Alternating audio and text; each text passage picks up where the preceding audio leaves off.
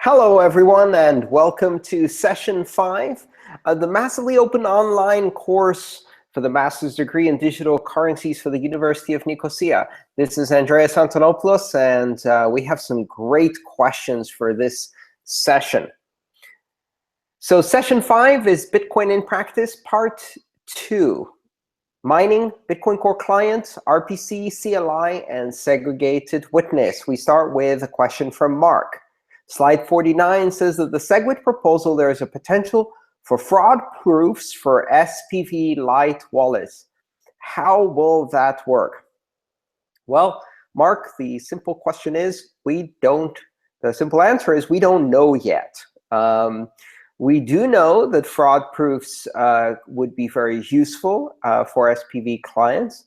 And there is a potential that through the script versioning aspect of segregated witness, as well as the transaction malleability fixes, we could introduce the capabilities in the future for fraud proofs. But I would say it's probably a bit of a stretch. It's not directly related to SegWit. But since we're talking about it anyway, let's see, what are fraud proofs? So right now, a simplified payment verification, or SPV light wallet, verifies transactions and confirms transactions based on the fact that they are part of a block that has been mined into a blockchain.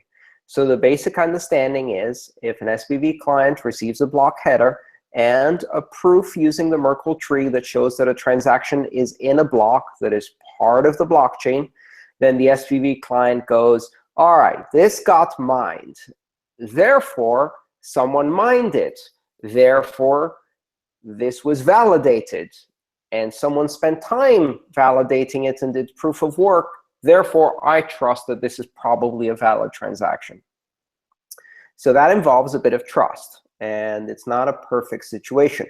It means that under certain circumstances, miners can cheat, or potentially miners can make mistakes where they mine a block, but they haven't actually validated all of the transactions in the block correctly. We saw this happen with the implementation of BIP66 and strict encoding formats for signatures, where some miners weren't checking those new rules carefully enough, and they mined invalid blocks with transactions. Now, that invalid block, an SPV client would accept it, and would accept transactions within that block as valid. A fraud proof is basically the ability for any client on the network, if they see a block that is invalid or a transaction that is invalid within a block, to construct a message that they broadcast to the rest of the network that contains within it a very simple proof that that transaction is invalid, basically telling the rest of the peers in the network, hey, I think this is an invalid transaction, so be careful if you accept it. SegWit could allow for some new aspect to the protocol that would allow us to do that kind of fraud proof, potentially.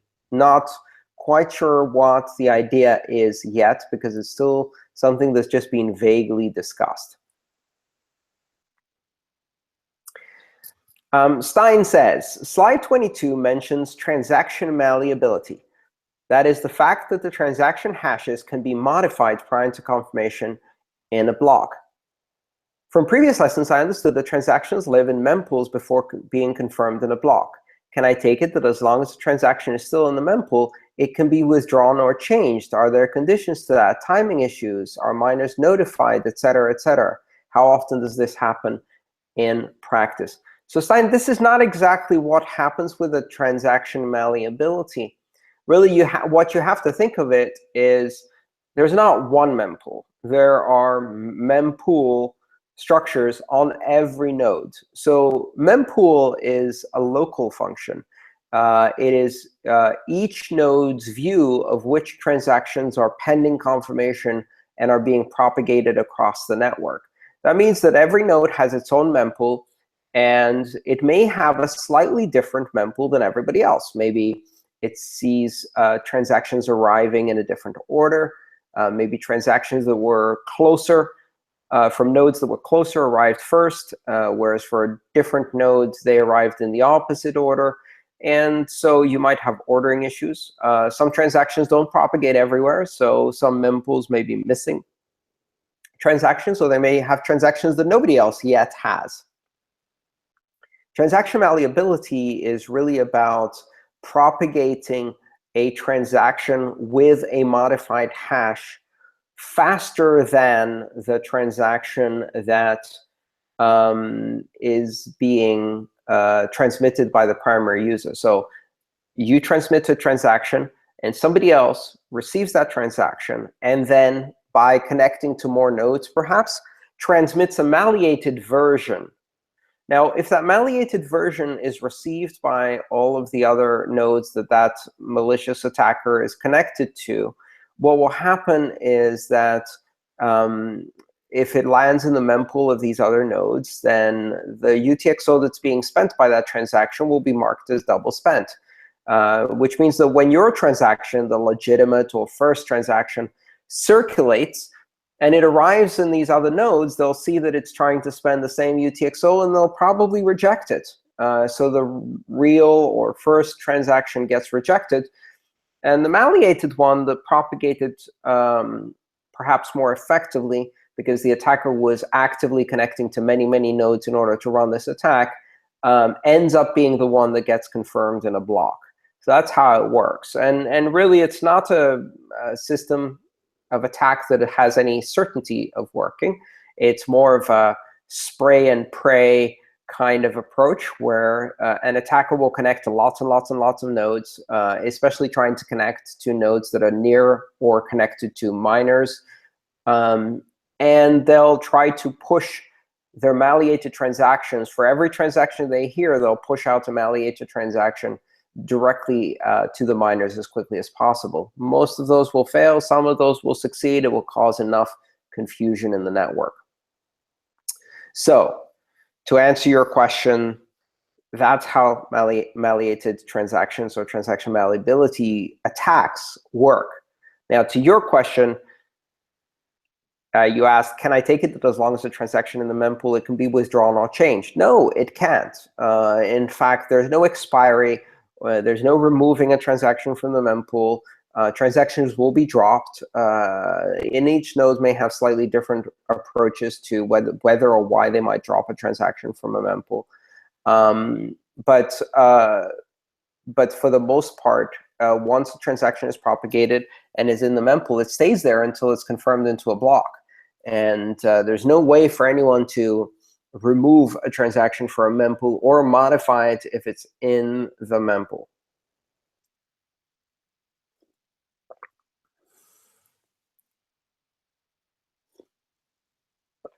Mark asks, let's assume I own a large amount of the overall mining capacity in the overall network and willing to abuse the system by a 51% attack. Are there any traces visible of this attack? If not, how do we know it ever happened? Well, Mark, the bottom line is really simple. What is a 51% attack? The 51% attack is not simply having 51% of the consensus. It's using that 51% of the consensus to either stop transactions, specific transactions, from being confirmed, or to try to rewrite the past by going 1 or 2 blocks into the past and mining from that point, causing a hard fork. So are there traces visible of this attack? If it's actually an attack, yes, because simply having 51% doesn't do anything. But if you use that 51% to do censorship of transactions, to force certain transactions from being mined, to basically silence certain transactions, well, clearly the owners of those transactions, the systems that transmitted those transactions, will notice that their transactions are not getting confirmed. So they will know something is happening, something strange. If there is a hard fork, a 1-block fork, a 2-block fork, caused by treating the consensus rules differently, or if it's simply a normal fork, really not treating the consensus rules differently, but trying to rewrite the past slightly, for a few blocks depth, then again, that will be seen on the network. Nodes will send an alert if it's more than, I think if it's more than 3 blocks discrepancy between 2 chains, nodes generate an alert. And certainly a lot of people who have various monitoring tools will notice that something is happening with that.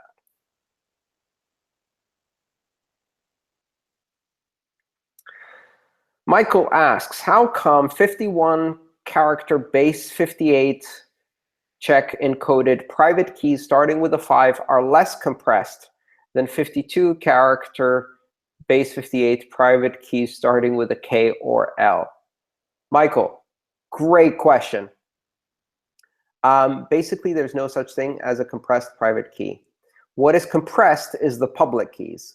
And public keys are points, x, y coordinates. And compressing a public key means dropping the y and having only the x part, so 256 bits, fewer bits in the key.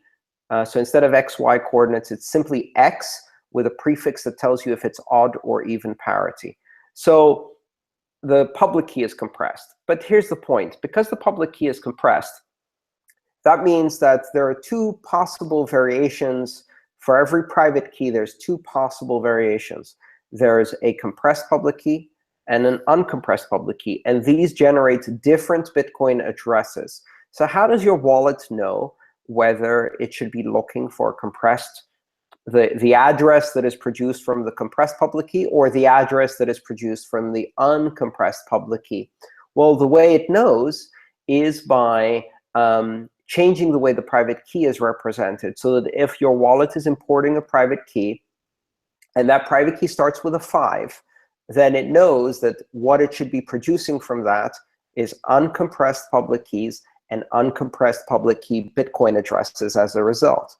If you try to import a key and it starts with a K or an L, your wallet will recognize that and say, oh, this private key is meant to produce compressed public keys, and therefore the corresponding Bitcoin addresses of the compressed public keys. So the public key is what is compressed or uncompressed. The difference between the private key starting with a 5 or a K, actually, in order to make it different, they added 1 byte to the private keys that start with a K or an L. So even though they're called compressed private keys, they're not really compressed private keys. What they should be called is the private keys that should be used to only create compressed public keys, but which themselves are not compressed, but have an extra byte so as to distinguish them and start with K. I don't know if that made any sense, but the private keys themselves are exactly the same as the other private keys. They have an extra 01 on the end, a byte. And that changes the prefix by making the key longer. And it does seem weird that what we call a compressed private key is actually longer than what we would call perhaps an uncompressed private key. But that's because the private key is not compressed or uncompressed. It means a private key that should be used only to create compressed or only to create uncompressed public keys. That was a great question. It's a common misunderstanding, and it's one of those weird things in Bitcoin.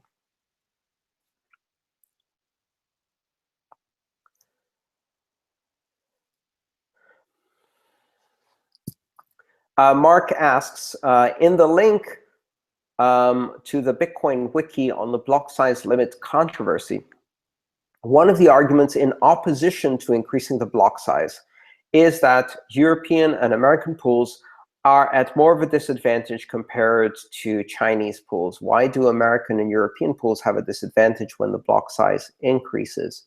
Well, right now, if you are a miner, assuming that mining is concentrated in China regardless because of factors such as electricity cost, availability or overcapacity of electricity in certain rural areas without a distribution network for that electricity, as well as very good availability of the chips because they're in the same area as the fabrication, the silicon fabrication facilities.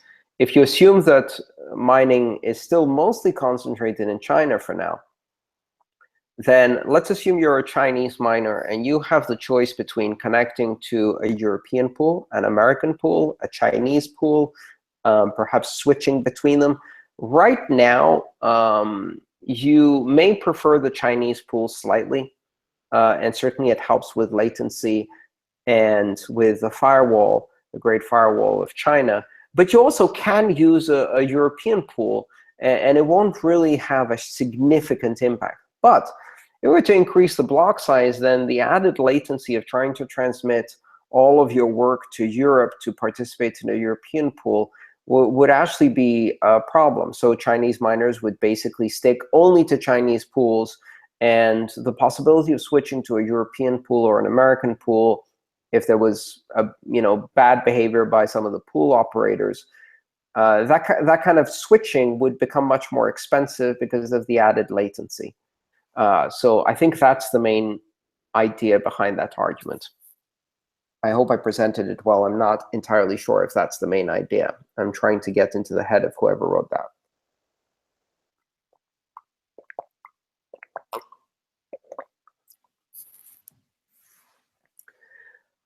Jerome asks, the video related to page 21 explains that get raw transaction command returns raw hex string exactly as it appears on the Bitcoin network. How is the hex string generated?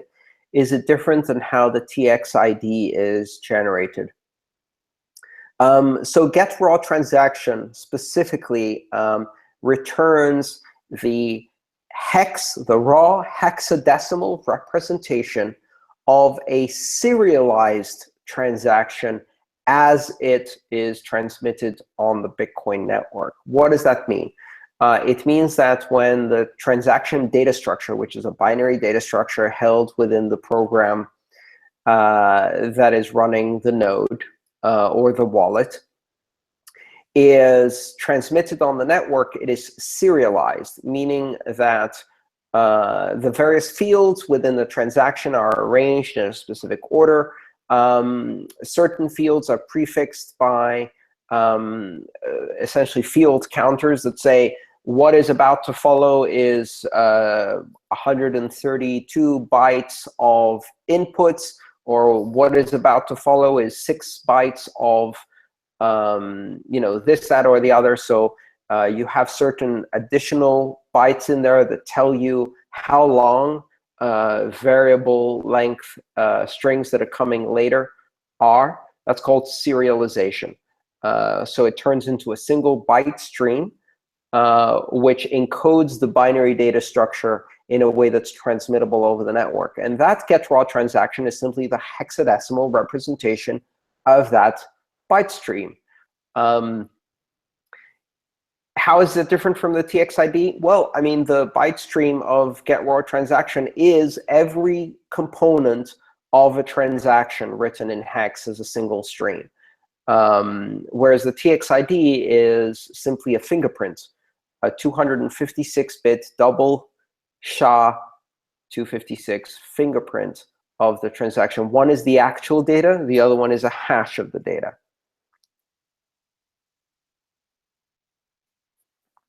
Kiran asks, Bitcoin is decentralized and there is no central authority.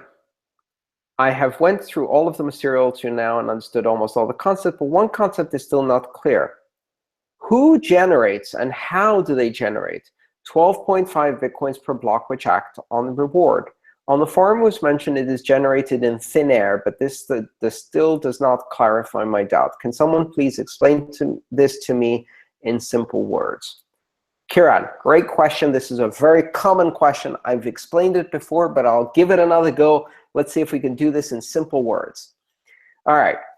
Every miner creates a candidate block of transactions, and then they try to mine a solution to that block. And every miner, when they create this, they grab a bunch of transactions, they stuff them into what they're going to propose as a candidate block to the network, and then they start hashing in order to find proof of work. So every miner will have a slightly different block. They'll have a different set of transactions. But there's a special transaction. The first transaction in that block is a transaction that adds all of the fees and 12.5 Bitcoins of reward. So here's what every miner does. When they create their candidate block, they write in the first transaction, pay 12.5 plus 0.11132 or whatever the fees are. So 12.5132 something, which is the total of the reward and the fees. Pay that to me. And they put their own Bitcoin address in there. Now, all of the other transactions in the block must have inputs that create the money that is spent in outputs. But the Coinbase transaction doesn't have an input.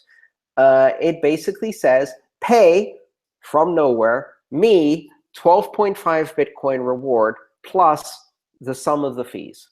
And they put their own Bitcoin address. So they basically write a check to from nothing to themselves, and they put it in the block. Now, this transaction is meaningless. It's meaningless unless this block wins. So they all try to make their block win. And if their block wins, it gets recorded in the blockchain. When it gets recorded in the blockchain, the transaction that they wrote to themselves becomes a real transaction that everybody accepts. As long as it is 12.5 and not more, the correct reward for the current block, and as long as the remainder is the sum of all fees, and the rest of the transactions validate, and the proof of work is true, everybody accepts that block. So the check that the miner wrote to themselves becomes a real transaction, and 100 blocks later, they're allowed they're allowed to spend it, and they can spend that money.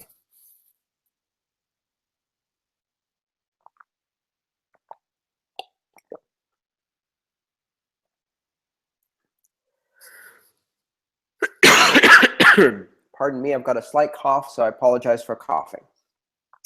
Vim asks, can you explain the use of a different address for every transaction? What address are we talking about? Is this a different Bitcoin address every time? I thought that was generated one time only by SHA-256, RIPE-MD-160, base58 check encoding. Or is it a different type of address? So Vim, yes, it's a Bitcoin address. And yes, you generate one Bitcoin address from one private key using SHA, RIPE-MD, base58. So every private key has a public key. Every public key is a single Bitcoin address. So if you have one private key, you only have one Bitcoin address, and then you have to keep using that. So when we say you have to use a different address for every transaction for privacy, that means you have to use a different private key. So you have to have not one private key, but a whole collection of private keys. And then you have to use a different private key to generate a different address and ask for people to pay you to this new Bitcoin address and send a change to a new Bitcoin address for every transaction. And as soon as you've used it once, never use it again, generate a new private key, new Bitcoin address, and a new transaction based on that Bitcoin address. So you are generating not just new Bitcoin addresses, you're generating new Bitcoin addresses because you're generating new private keys for every transaction. And that would be very difficult if you were just generating private keys from random, which is why it's difficult to do a new address for every transaction if you're generating random private keys. For that, what you really need is a hierarchical deterministic wallet, or some form of deterministic wallet where you have a seed that can generate millions or billions of private keys, one after another, all related and can be recovered from that one seed. That way, you load your wallet with a seed, or your wallet generates a seed, and then it can generate a new private key, and it can generate thousands of these per second. And from every one, it can generate a new Bitcoin address, but it can also recover all of these from a single seed. Vim asks, if you have a family computer with 4 users, you have to install Bitcoin Core Qt separately for every user. Why is that? I end up losing 400 gigabytes of disk space for 4 copies of the blockchain, yet it is the same for all 4 users. Was this done for security reasons? As for Ethereum, it's not even possible to run its wallet simultaneously for 2 users. You need 2 computers to run 2 copies. Same reason. No, really, there is no reason for this. It's just poorly configured, really. It's just a bad design for the default configuration of Bitcoin Core Qt. So Vim, here's what you do. You actually, I believe that the best way to do that is to change, in your first installation, to change the data directory of Bitcoin Core Qt, and I think the same thing would apply to Ethereum, and tell it to use as a data directory some common area of your disk, your C drive, that is not part of a user's directory, that is part of the shared directory. C shared Bitcoin or something like that. And then when you install a second copy after the first one has synced, then you point it to use that same data directory, and you simply create a new wallet in that same directory for that new user. And that should probably work. I don't know if you can configure the wallet file. Honestly, Bitcoin Core is not really designed to be used as a multi-user system. It's designed to be used primarily as a single-user system. It is probably better to run one copy of Bitcoin Core for one user, and then run some kind of lightweight desktop wallet for the rest of the users to hold their wallets. You don't really need to be running 4 copies of the blockchain. Bogdan asks, Andreas, as far as I understood, to start mining Bitcoin, a miner will pay an upfront cost to obtain mining equipment, preferably ASIC hardware. Yeah, pretty much only ASIC hardware. Once he or she starts mining, then there is a recurring cost for electricity that's being utilized for this process. Key takeaway, there's upfront capital expenditure as well as monthly cost, operating expenditure for electricity use. My question, why do miners not invest into wind, solar energy generating infrastructure in order to save on the monthly expenses involved in mining? Primarily, Bogdan, we do see wind and solar occasionally. Honestly, the best form of alternative energy or renewable energy for mining is hydroelectric. And that's because it runs continuously. As well, it also often has excess capacity that can't be used. But the bottom line is that mining at the moment is concentrated in places where electricity is really cheap. In places like northern Canada, then the primary source of energy for that is hydroelectric. And miners use that. It's cheaper than investing additionally into wind and solar generating infrastructure because, quite honestly, they can get a lower cost per kilowatt hour from hydro than they will even over long-term capital depreciation from wind and solar. In places like Iceland, we see geothermal, but really the most common is in places like China, where there is enormous investment in energy infrastructure, but not a very good electricity distribution network. There's a lot of 50 megawatt coal-fired plants and 50 megawatt hydroelectric plants in rural areas where they've planned for 10, 15 years from now future capacity. There's no distribution network really to transport the excess energy. Only 20% of it is being used in the local community, and the rest of it is wasted. And so those local power companies and the municipalities and cities that are around them will give a miner a very good deal on electricity that would otherwise be wasted in order to attract that kind of business. So that's why miners don't do it, because they have cheaper options, quite honestly. They have a lot of spare capacity electricity. Alex asks, you can find the IP addresses of nodes that you are connected to using the get peer info command. Is this a security risk in that somebody can easily find IP addresses of machines that belong to people who are likely to have Bitcoin and then target those machines. Yes, and if you're concerned about that, then you should probably be using Tor, the onion router, as your transport mechanism for Bitcoin. Yes, people can find the IP addresses of machines running Bitcoin. And in some cases, those IP addresses say more about which ISP you are, which area you're in, et cetera, et cetera. So I would say that is a risk. If you're concerned about privacy, then you probably want to run Bitcoin Core behind Tor or over Tor to offer anonymization. And Pedro asks the follow-up question, does it help to open the Tor browser where our Bitcoin Core is open?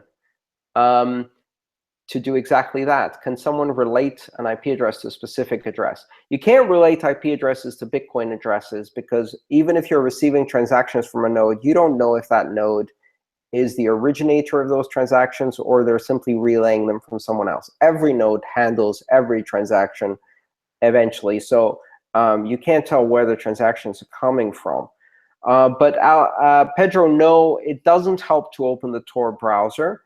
While you will get Tor running, and you need that, you have to configure Bitcoin Core to actually use Tor as its primary transport network. There are some configuration commands to do that. You can use Tor and IP, or you can use only Tor, or you can use Tor and serve other clients over a Tor hidden onion address. So there's lots of configurations around Tor, the onion router, and those are configuration options within Bitcoin that you have to tell Bitcoin that you want to use Tor, where the Tor server is, or the ports that it's on, and what specific configuration do you want? You want IP and Tor, only Tor, or Tor and a hidden server? Let's see.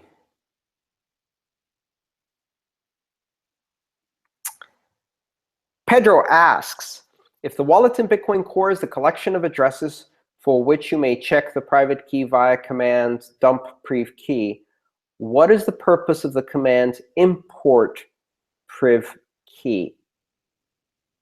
Okay, great. So import priv key is so you can move a private key that you generated in another wallet, or if you have a paper wallet and you want to use the money that's on that paper wallet and sweep it and move all of the money off it, then that's why you would use import priv key.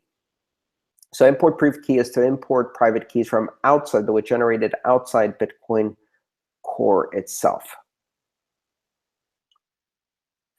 Number 2 question, shall I run the commands in Bitcoin console always offline for safety reasons? No, there's no reason to do that. Bitcoin Core is a relatively well-built, secure system that doesn't have too many ways for someone to hack it directly. Usually the system that is much more hackable isn't Bitcoin Core, it's the Windows machine you're running. And the Windows operating system or some other operating system. It's much more likely that someone's going to hack your desktop computer through a very bad browser or because you downloaded some executable that you ran that wasn't secure, or there's some other malicious software. And then they're going to find the wallet and Bitcoin Core sitting there. And hopefully you've encrypted your wallet with a password and a good one too. Bitcoin Core itself, and whether you run the console online or offline, won't really make much of a difference. That's probably one of the least one of the most secure pieces of software on your computer because it's a frequent target. It's been very well tested. It gets attacked all the time, and as a result, it's very robust. Number 3, if I receive a Bitcoin amount in one address and another Bitcoin amount in another address of my wallet, if I want to make a payment in Bitcoin to a third party, can I use both addresses as input for the transaction, or do I merge the funds in one of those addresses first? Now, that is a really, really, really, really great question. Not only because of the fact that it's a complicated answer, but because it's often a surprising answer. So it turns out, even when you have one address, if you receive 3, 4, 5 different amounts over different payments, those are stored as unique transaction outputs, UTXO, unspent transaction outputs. They're stored as little chunks of coins as outputs from multiple transactions. So when you make a transaction that spends money from that address, usually it assembles 2 or 3 of these inputs together to spend them to make up the amount you want. So transactions have inputs that consist of multiple UTXO, multiple chunks of value. And there's absolutely no reason why the inputs have to be related to one address. In fact, UTXO itself is not always related to an address. Sometimes it's related to a script. Sometimes it's related to a multisig. Sometimes it's related to a condition like, can anyone guess the answer to 1 + 1 is 2? You don't always have to have an address or a private key or any of that. UTXO is what you're spending. And so yes, in a single transaction, you can spend multiple UTXO from one address. You can spend multiple UTXO from more than one addresses. You can spend multiple UTXO from multiple people, each signing with their own keys. You can spend UTXO from one address plus UTXO from a multisig plus UTXO from a lock time condition plus UTXO from a lottery where the first person to guess the magic number wins. And you can combine all of those inputs and then send them to one output. You don't need to merge funds because there's no such thing as merging funds. Really, all of these things are just UTXO. And you can put any number of inputs in a transaction. I think the limit is something like 520. Each of those inputs simply has to satisfy the conditions on that UTXO. And if it's an address condition, then you have to sign with a private key. And then the next input is judged on its own merits. If it's for a different address or the same address or for a multisig, again, as long as you satisfy the condition and sign that input, you can spend it. That was a great question. You do not need to have there's no such thing as a sender address. And there's no even such thing as a recipient address. A Bitcoin is not a system that money from a sender to a recipient from an address to an address. It is a system where the inputs you say, I unlock this UTXO, I unlock this UTXO, I unlock this UTXO, and now I want to take that value and I want to lock this much here, lock this much here, lock this much here. And so it can be a mix of all kinds of different things on both sides of the transaction. If you understand that, you get a lot further in understanding why Bitcoin is fundamentally different from a bank account or any system you've seen before. And it is this essential thing that there are no addresses. In fact, there is no balance. There is no sender and there is no recipient. In Bitcoin, there is only UTXO, unspent transaction outputs, little units of value that are locked to specific conditions. And a transaction is simply unlock, unlock, unlock, and then on this one, lock this much, and this much, and lock, lock, lock. You resolve conditions, you set conditions. Trevor asks, if Bitcoin was to be accepted as the de facto future currency, does it have enough capacity for transaction volumes and enough Bitcoin fractions for an increase in Bitcoin value? Trevor, I don't know what a de facto future currency is. I think one of the things about Bitcoin that's interesting is that it doesn't assume a world in which there is only one currency. It assumes a world in which there are thousands of currencies and they are choice. Now, to take your question a bit more generally, however, does Bitcoin have enough capacity to handle a great number of transactions equivalent to the kind of volume of payments we see with other very large currencies or very large payment systems? And does it have enough Bitcoin fractions for Bitcoin to express a very large economy, potentially as large as the entire global economy is today? The answer is not yet and not yet. Not yet, it doesn't have enough capacity for those transaction volumes, for the very same reason that the internet in 1991 did not have the capacity to transmit 3D virtual reality video across YouTube or Netflix 4K HD movies, or even simple image attachments. Bitcoin has the capacity for the transaction volumes of today. That capacity gets increased. As it gets increased, more things can be done. And then it gets increased again, and more things can be done. And then it gets increased again, and more things can be done. So Bitcoin's capacity is changing over time. And it hasn't changed for a while, but we're expecting a few things now to make some significant changes in Bitcoin capacity. And then after that, there's more things, innovations that allow very large transaction volumes. As for the Bitcoin fractions, the 8 decimal points or 100 million Satoshis per Bitcoin that you can divide Bitcoin into, quite honestly, I think that is one of the areas of the system that can be modified relatively easily, meaning that we could subdivide the Satoshi into even smaller units. There's a couple of proposals about that too, not necessary for a very long time. 21 quadrillion currency units are enough to do pretty much the entire world's economic activity as is. And if one Satoshi was worth 10 cents, you can fit the entire world's economy into the 21 million Bitcoin.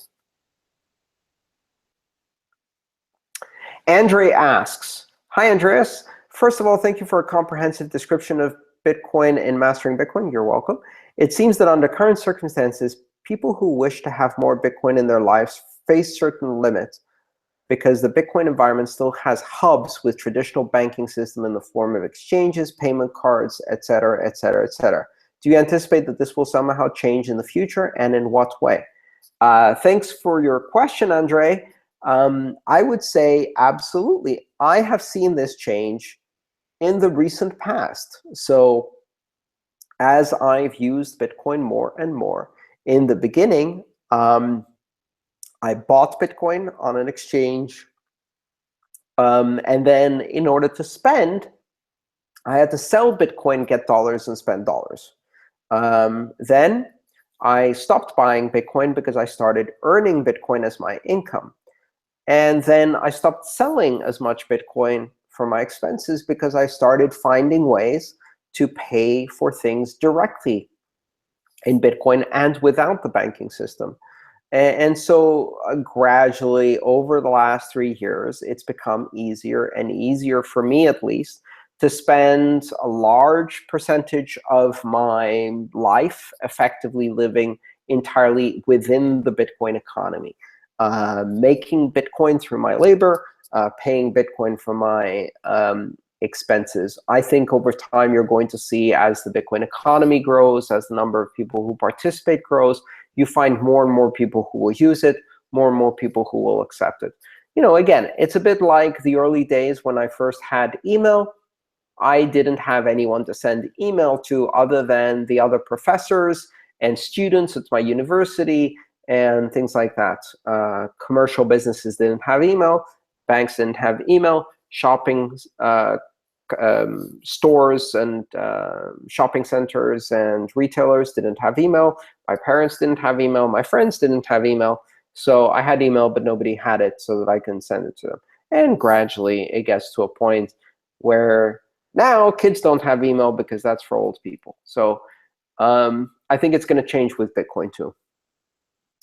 Rudolph asks, banks don't care too much about Bitcoin or other cryptocurrencies as a threat, but they want to take what is useful from blockchain technology to get more optimal systems to protect their revenue share.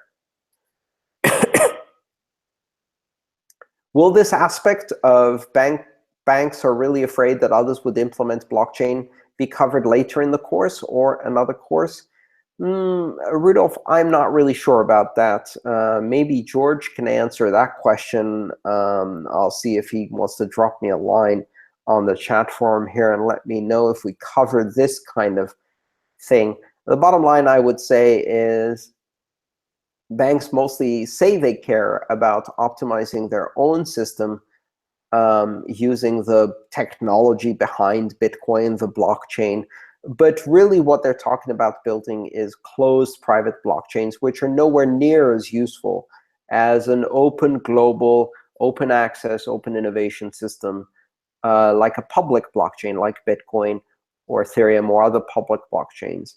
And so I think they're in for a rude surprise if they continue thinking that they can simply do closed systems that are going to be anywhere near as interesting or innovative.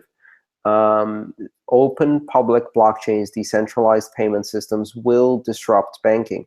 And whether they implement closed systems or not, whether they implement controlled systems or not, maybe some of them will even just go directly and implement open public blockchains directly and use those and help disrupt their competitors. But in either case, whether banks are interested or not in the background technology won't change.